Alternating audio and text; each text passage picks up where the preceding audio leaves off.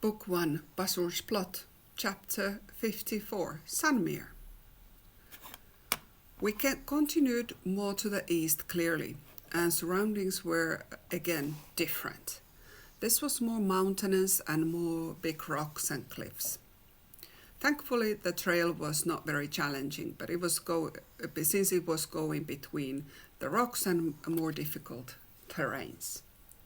We were clearly slowly going higher. The trees started to be smaller and fewer of them. There were no cursed ones yet on this trail, or in the surrounding area.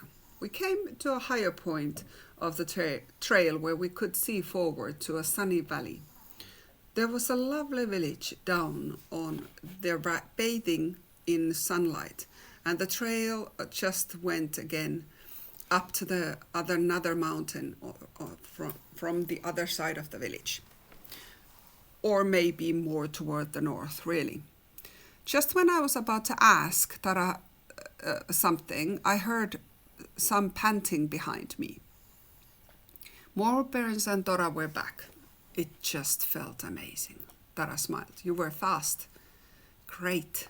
Before anyone could answer, Flickfin Gulkins came in a fast plunge straight to Garnock's shoulders. Wow, I said, you were super fast. All of you.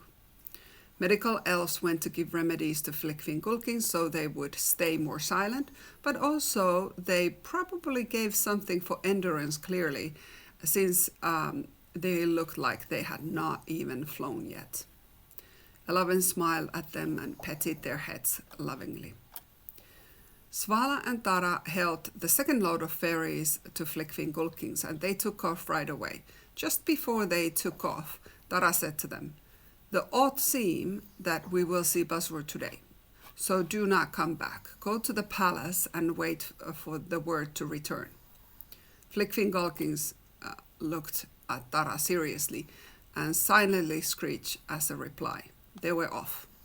My whole body was just stiff. I looked at the others. Tara said, "Bazur is not here yet. Capritos will warn us immediately when he crosses to the fifth woods. So relax a little. Fume folks have also been reporting from Six Woods to Capritos that Bazur is now in the move. He has 2 army members with him, and he's going toward the south.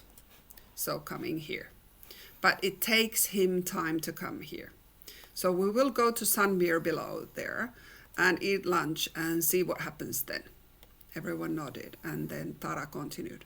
"Although Dora, Moriats, and 2 of you Morberns, can you go already fast down and set up lunch? And you have it, since you have it in your bags already. So why not go and start eating? Also tell Capritos to do rotation for lunch. Once Sarah and Jack have scanned the village and eaten, we are ready to go then." Dora, Morberns, and rest of them dashed by us toward the village. We continued to walk the trail towards Myria. It did not take long that we picked up a couple awakened ones. They were quite small creatures, and before I could even think about anything, Tara was helping them on the backs of Garnock Morburn, who we still had with us. I continued with walking with Jack and scanning the trail, and others did catch up with us soon. I saw Capritos pass us and saw that Sylvessa and Elowen were riding them. That was smart. They were shorter, so this faster pace we were walking was very hard on them. Tim and Tom, even they were also elves, were much taller and seemed okay with the speed. They were just a little bit smaller than I am. There were no more cursed ones found until we came to the first houses of Myria. That Myria surely fits this sunny village. This looked a little bit bigger village. It still just a couple dozen houses, but clearly the biggest so far in the fifth woods. Well, it was a lovely place to live. Lovely sunny valley. It was still early when we arrived at the first houses, and I looked at Jack. Shall we just do these houses first? I know you could already eat, but I feel pressure to do this first. He looks longingly at Tora and others eating and back at me and nodded. Fine, I know. It's a smart thing to do.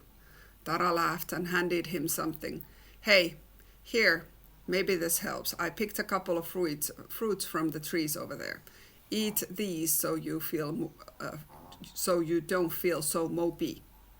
Jack took the fruits, smiling wide. She handed me a sweet-looking mango. Oh, what a treat. We ate our fruits quickly and get on with it. I have to admit, having little fruit was a good thing and helped me to concentrate better.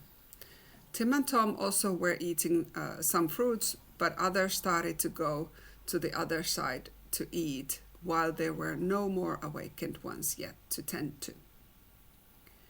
We started to go to the houses, and very quickly some random individuals awakened ones were found, and we supported them into the clearing in the middle of the houses.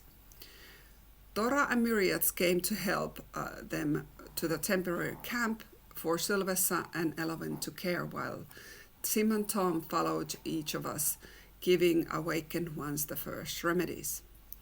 I have to say, without the doses of the first remedies, I don't know what would be happening, since the awakened ones were so out of it first, but the remedy made them always aware of their surroundings and calmed them down, since they understood we were helping. Me and Tim continued to another house, while Tom was supporting another one out with Jack. The last house on our side did not have anyone, and we headed to the camp. I saw Jack and Tom follow us.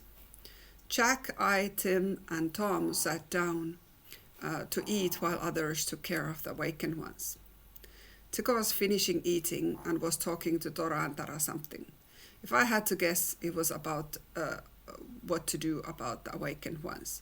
There were maybe about 20 awakened ones, and most of them could be transported now.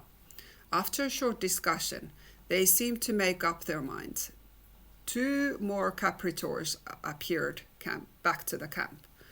I really don't know how they communicate. They must have some telepathic way of doing that. Tara was speaking to us. So, the awakened ones, all of you, will be now transported onto the boats on the south of Fifth Woods, and you will be transported to recover to the White Goddess Palace.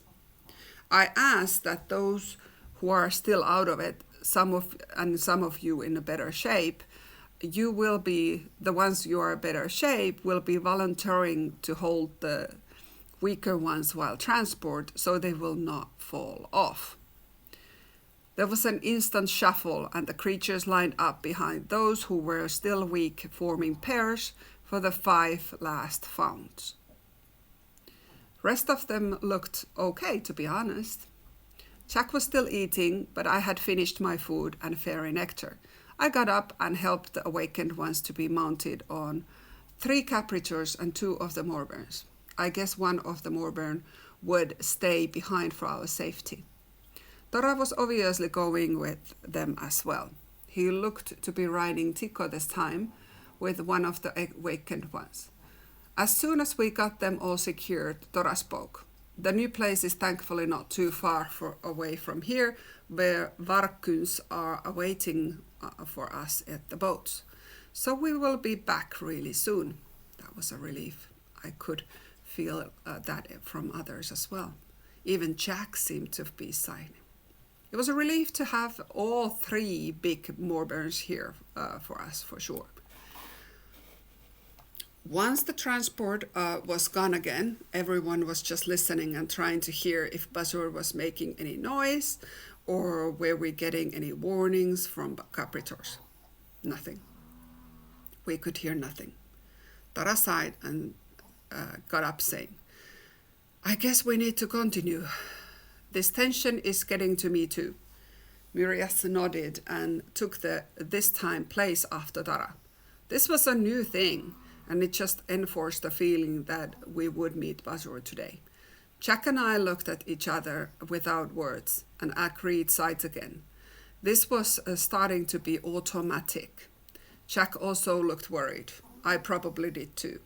I started scanning. We would not leave any Myrian creatures behind, even though it was getting a little challenging to take them to safety.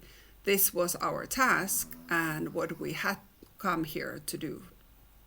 These trails normally did not have many creatures, so hopefully we would have very few awakened ones now, so they would not be in new danger when we meet Bazur. Dara had said that he was coming to the south with only 2 army members. A lot of things could happen. I decided not to think about it now and concentrate on scanning. That was today's chapter. Let me know what you liked about it, or do you have any questions? Please comment below. Share the love of Myria and subscribe. And bye for now. See you tomorrow.